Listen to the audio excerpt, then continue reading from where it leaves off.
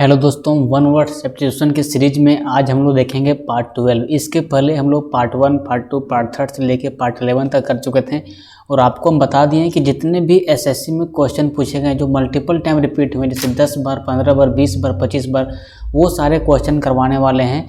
और जब तक वो ख़त्म नहीं हो जाता तब तक ये सीरीज चलता ही रहेगा। जैसे लेटेस्ट एग्जाम में 2018, 2019, 2020 में ये सब में जो एग्ज़ाम हो चुके हैं वो भी इसमें कंपाइल है। तो लंबा ये सीरीज जा सकता है, लेकिन कोई वर्ड बार बार रिपीट भी हो सकता है। तो आपको एकदम पूरा धैर्य के साथ प्रत्येक दिन लगभग 10 वर्ड पढ़ना है और 10 वर्ड को आपको अपने दिमाग में कंप्लीट कर लेना है। तो चलिए आज हम लोग स्टार्ट करते हैं पार्ट 12 को। ठीक है, पार्ट 12 को स्टार्ट करने से पहले आपको बता दें कि इसका अगर आप पीडीएफ लेना चाहते हैं तो पीडीएफ लेने के लिए आपको हमारा Telegram channel Pintu classes Patna, Pintu classes Patna को अगर आप ज्वाइन करेंगे तो वहाँ से आपको पीडीएफ मिल जाएगा और टेलीग्राम का लिंक आपको डिस्क्रिप्शन में मिल जाएगा। तो वहाँ से भी आप टेलीग्राम चैनल हमारा आप ज्वाइन कर सकते हैं। अब बढ़ते हैं आप नंबर 1 वर्ड की ओर। आज हम नंबर 1 वर्ड में यहाँ अगर देखते हैं तो ये person who completes in sports, running, jumpings, physical exercise etc that's called athletes. एक ऐसा व्यक्ति, एक ऐसा मनुष्य जो कंप्लीट करता है, जो पूरा करता है अपने स्पोर्ट्स को, मतलब रनिंग, दौड़ने का काम, जंपिंग, कूदने का काम और फिजिकल एक्सरसाइज जो करता है, उस व्यक्ति को हम लोग क्या कहते हैं? उसे हम लोग बोलते हैं एथलीट। क्या बोलते हैं? एथलीट। एथलीट शब्द से आप सबको परिचित होंगे। इसको आप लंबा में अगर आप देखोगे तो a person who completes in sports, running, jumping, physical exercise that's called athlete, मतलब व्यायामी। ठीक है, कहीं कहीं हिंदी याद करना काफ़ी कठिन हो जाता है। व्यायाम का मतलब कोई कुछ समझ नहीं पाता अच्छा से, तो आप इसे इंग्लिश में याद रखेंगे। जिस तरह से आपका दिमाग कोई भी बात को एक्सेप्ट कर रहा है, आप उसको उसी तरह से याद करने का प्रयास करेंगे। अब देखिए यहाँ पे देखते हैं ये फिगर में क्या है, एथलीट। ये जो आप फिगर में देख पा रहे हैं यही है एक एथलेटिक्स। ठीक है, अब बढ़ते हैं सेकेंड वर्ड की ओर। सेकेंड वर्ड में लोग देखेंगे ए बुक ऑफ मैप्स। एक ऐसा किताब जिसमें मैप के बारे में जानकारी दिया रहता है, जैसे कि ज़मीन वगैरह के बारे में, कोई बड़े एरिया के बारे में, कोई देश के बारे में। मैप का मतलब आप सभी लोग समझ रहे हो, मानचित्र के बारे में जो किताब व्याख्या करता है, जो किताब में मानचित्र के बारे में लिखा रहता है, उसे हम लोग बोलते हैं एटलस। एटलस का मानचित्र का बुक भी आता है एटलस के नाम से ही, क्योंकि एटलस का हिंदी ही होता है मानचित्रावली। इतना आसान क्वेश्चन भी कभी कभी एग्जाम में आ जाते हैं। ठीक है, अब देखते हैं हम लोग नेक्स्ट। ये है आपका मानचित्र जो नीचे में आपको दिख रहा है। आप ये बताएंगे कमेंट बॉक्स में कि ये जो मानचित्र है सो पूरे वर्ल्ड का है, या फिर एशिया का है, या अफ्रीका का है, या फिर उत्तरी अमेरिका का, या दक्षिणी अमेरिका का है, या फिर ऑस्ट्रेलिया का है। कहाँ का ये मैप है आप पूरा बताएंगे, या फिर पूरे वर्ल्ड का मैप है। ठीक है, ये आपको कमेंट बॉक्स में बताना है। अब बढ़ते हैं लोग थर्ड वर्ड की ओर। थर्ड वर्ड में हम लोग देखेंगे, थर्ड वर्ड में हम लोग क्या देखेंगे दोस्त? The mixture of gases that surrounds the earth.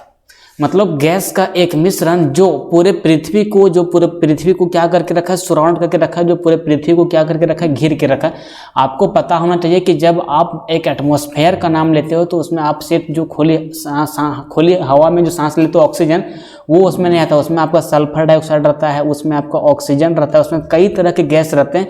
तो सारे गैस मिलके ये जो पूरा पृथ्वी को घेरे हुआ है उसे हम लोग क्या बोलते हैं? एटमॉस्फेयर बोलते हैं, मतलब वायुमंडल बोलते हैं। आप ये नीचे इमेज में देखेंगे तो यहाँ पे आपको कई तरह के लेयर मिलेंगे। First layer, second layer, third layer, 4 layer और 5 लेयर। इसके अलग अलग नाम भी हैं। ये आपको ज्योग्राफी सेक्शन में पढ़ना रहता है। तो जब हम ज्योग्राफी पढ़ाएंगे तब आपको एक टोटल बताएंगे कि ये कौन कौन से लेयर होते हैं। ठीक है, अब बढ़ते हैं हम लोग 4 नंबर वर्ड पे। 4 नंबर में हम लोग देखेंगे दोस्त, ट्राई टू हर्ट और किल समबॉडी। किसी को हर्ट करना, किसी के दिल को दुखाना, या किसी को मारपीट करना, किसी के साथ झगड़ा झंझट करना।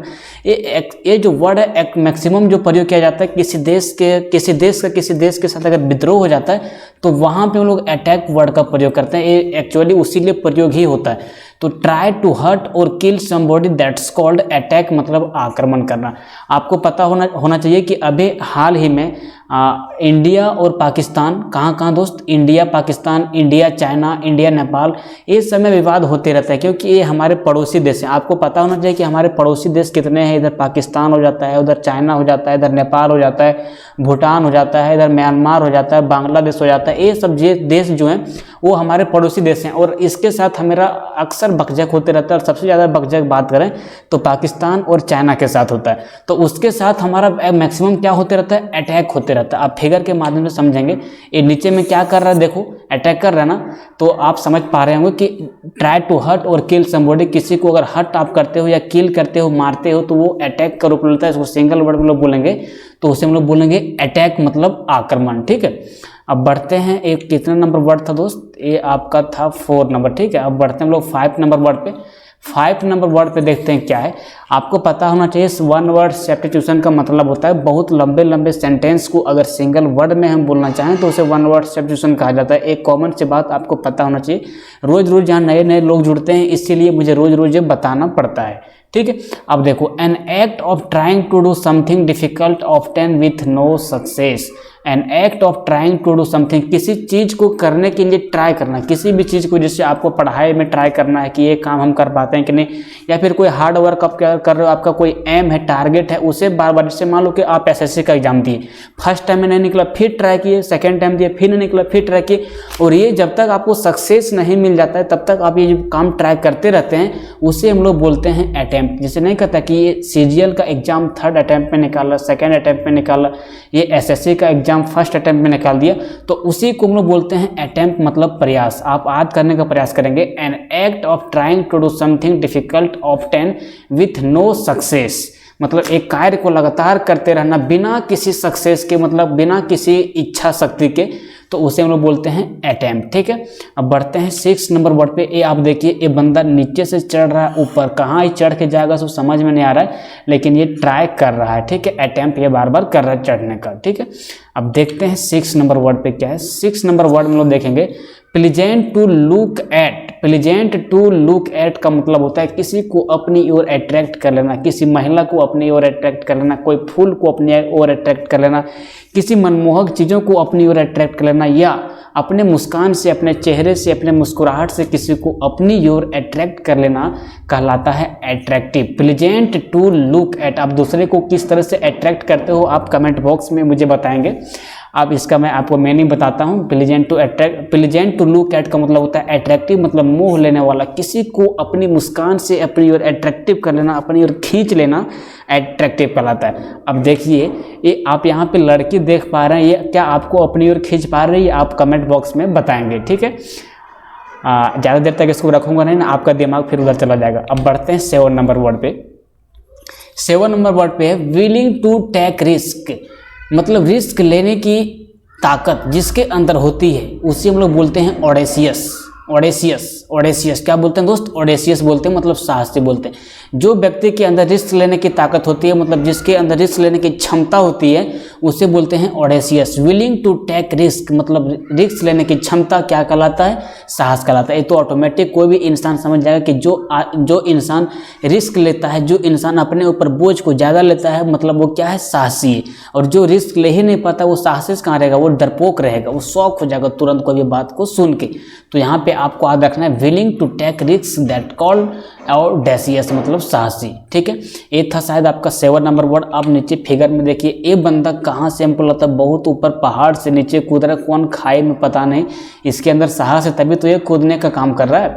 अब बढ़ते हैं हम लोग 8 नंबर वर्ड में। 8 नंबर में हम लोग देखते हैं that can be heard clearly, कुछ भी चीज़ एकदम बहुत क्लियर सुनाई देता है तो उससे हम लोग बोलते हैं ऑडिबल। जैसे कि आप इसको समझने का प्रयास करेंगे, कोई भीड़ भाड़ वाले जगह में वहाँ 50 एकदम लाखों की संख्या में लोग बोल रहे हैं, आपको कुछ भी समझ में नहीं आ रहा, तो वो ऑडिबल नहीं है, वो अनऑडिबल है। लेकिन एकदम आप किसी से बात कर रहे हैं एकदम प्रेम से, क्या जानो, क्या हाल चाल आपका, कैसी हो, हाउ आर यू, तो इस तरह से आप बोलते हो, कितना एकदम फ्रेश सुनाई पड़ता है, एकदम सुनाई देना योग्य, मतलब ऑडिबल साउंड आता है। किसी आदमी से आप पर्सनल बात करते हैं तो वो ऑडिबल ही होता है। तो that can be heard clearly, मतलब जो आप आसानी से सुन सकते हैं, जिसको सुनाई देने में, मतलब जिसको सुनने में आपको किसी भी तरह की प्रॉब्लम ना क्रिएट करे, उसे हम लोग बोलते हैं ऑडिबल, मतलब सुनाई देने योग्य। अब आप किसका बात को आसानी से सुनते हैं और मतलब पूरा ध्यान से सुनते हैं, आपको कान में किसी तरह की प्रॉब्लम नहीं होती है, वो आप कमेंट बॉक्स में बताएंगे। ठीक है, ये था आपका 8। अब बढ़ते हैं हम लोग 9 नंबर वर्ड में। 9 नंबर क्या बोल रहा है, इसको इसको देखते हैं हम लोग। A qualified accountant who inspects the accountings records and practices of ये बिजनेस। इतना लंबा चौड़ा आपको समझना है। जैसे आप यहाँ अकाउंटेंट देख लोगे ना, आपको एग्जाम में तुरंत मार देना है ऑडिटर। और अकाउंटेंट का मतलब क्या? अकाउंट का मतलब एक आप जो बैंक में खाता खुलाते वो अकाउंट का इसका मतलब नहीं होता है। अकाउंट का मतलब होता है कोई चीज़ का मतलब डाटा अपने पास संग्रह रखना। जैसे मान लीजिए कि आप कोई मॉल में काम कर रहे हो या फिर आप कोई बड़ी बड़ी फैक्ट्री में काम कर रहे हो, तो वहाँ पे जो सारे लोगों का डाटा इकट्ठा करके रखना पड़ता है, सारे लोगों के डाटा को कलेक्ट करके रखना पड़ता है, उसको जो उस काम को करता है उस व्यक्ति को हम लोग बोलते हैं ऑडिटर, मतलब लेखा परीक्षक।